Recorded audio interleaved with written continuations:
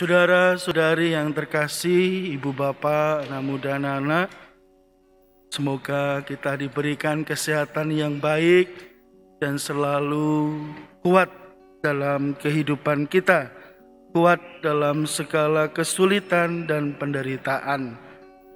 Di dalam Mazmur 90 bab 90 ayat 10 dikatakan, batas umur kami 70 tahun atau 80 tahun jika kuat, dan seluruhnya adalah susah dan derita. Bahkan susah dan derita ini juga oleh Ebit GAD dinyanyikannya. Ayah, dalam hening sepi ku rindu untuk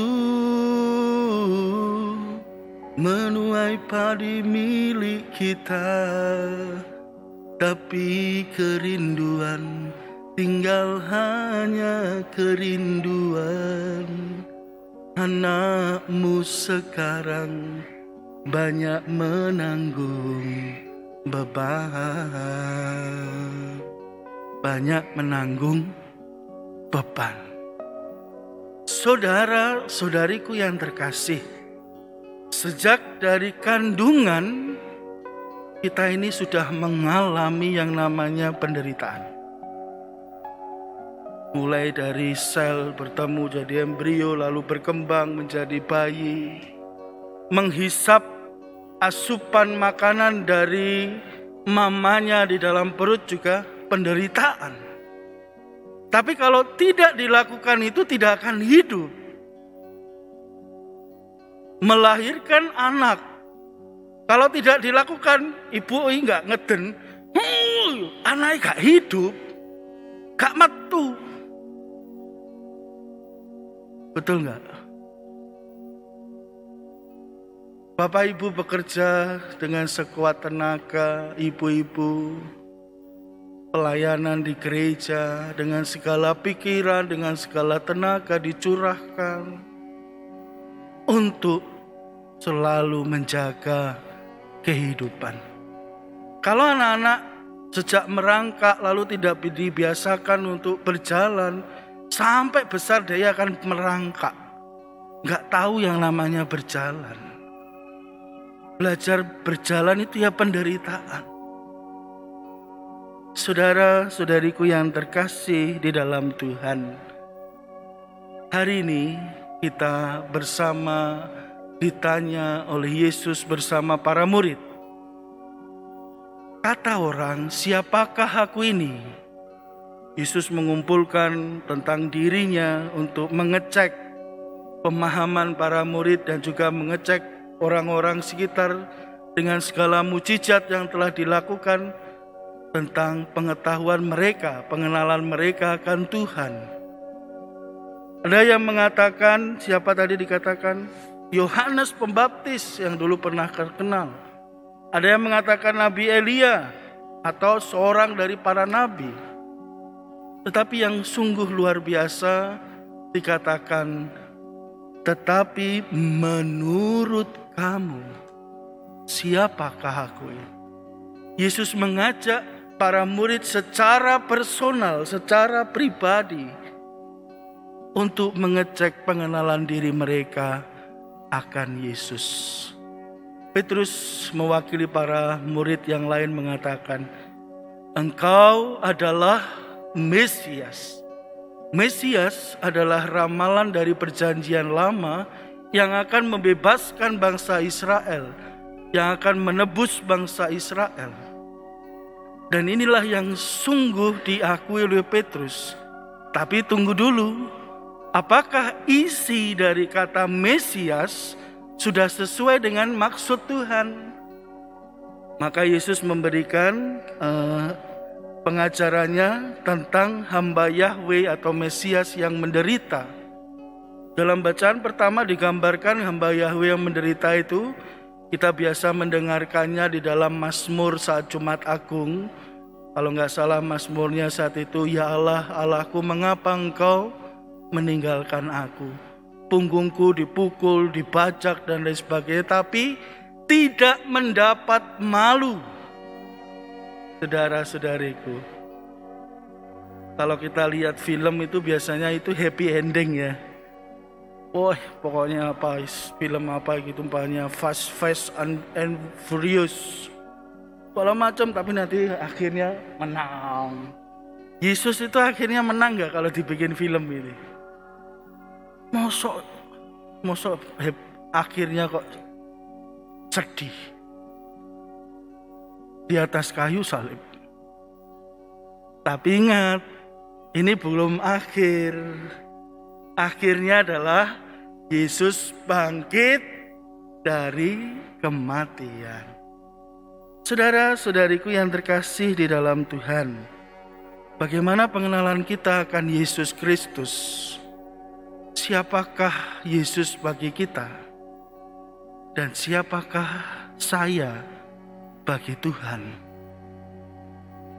Apakah kita juga mengakui Mesias yang menderita dan juga bangkit dari alam maut?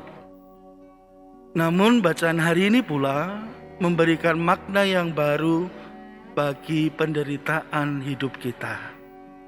Kita menderita agar kita hidup, meneruskan kehidupan, namun kehidupan inilah juga yang ditopang oleh Allah sendiri. Saudara-saudariku yang terkasih, maka kita boleh dikuatkan juga dalam Injil Matius dikatakan, sebab enaklah kuk yang kupasang dan ringanlah bebanku.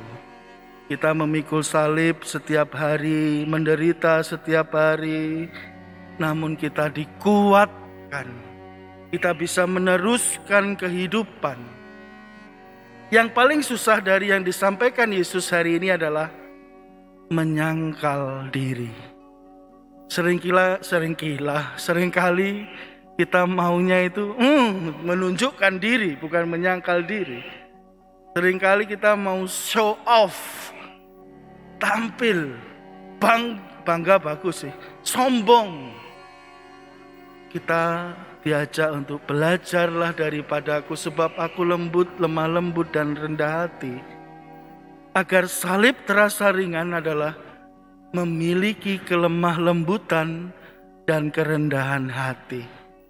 Inilah syarat untuk mengenakan yang namanya penyangkalan diri. Memikul salib dan mengikuti Yesus. Maka kita boleh bersyukur bahwa pemaknaan penderitaan itu kita sudah jalani setiap hari. Dalam nama Bapa, Putra, dan Roh Kudus. Amin.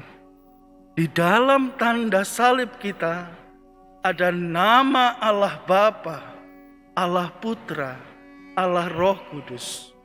Di dalam penderitaan hidup kita ditopang dan dikuatkan oleh Bapa, Putra, dan Roh Kudus. Maka setiap kali kita membuat tanda salib, ingatlah kasih Tuhan, kekuatan Tuhan, memberikan kekuatan dalam perjalanan salib hidup kita. Dalam kepahitan, kesulitan, kesukaran, juga kita yang menghadapi masa pandemi yang panjang ini. Saudara-saudariku yang terkasih, akhirnya pengenalan yang mendalam dan juga iman akan Mesias berujung pada perbuatan. Gak mungkin kita itu mengimani Tuhan tapi kita gak berbuat sesuai yang kita imani. Gak mungkin. Gak akan balance, gak akan seimbang, gak akan serasi. Kalau kita mau secara jujur, Bapak Ibu dan saya, kita sudah dihakimi, ditegur oleh sabda Tuhan yang kedua ini. Kita punya iman, tapi perbuatan-perbuatan kita seringkali masih ada yang jauh dari iman itu, yang bertolak belakang dengan iman itu. Maka hari ini bersama Mesias, yang menderita dan bangkit, kita selaraskan, kita sesuaikan diri kita, hidup kita bersamanya. Selamat memikul salib, kita dikuatkan di dalam Kristus yang memikul salib, wafat di kayu salib, dan bangkit dari mati. Kita hening sejenak.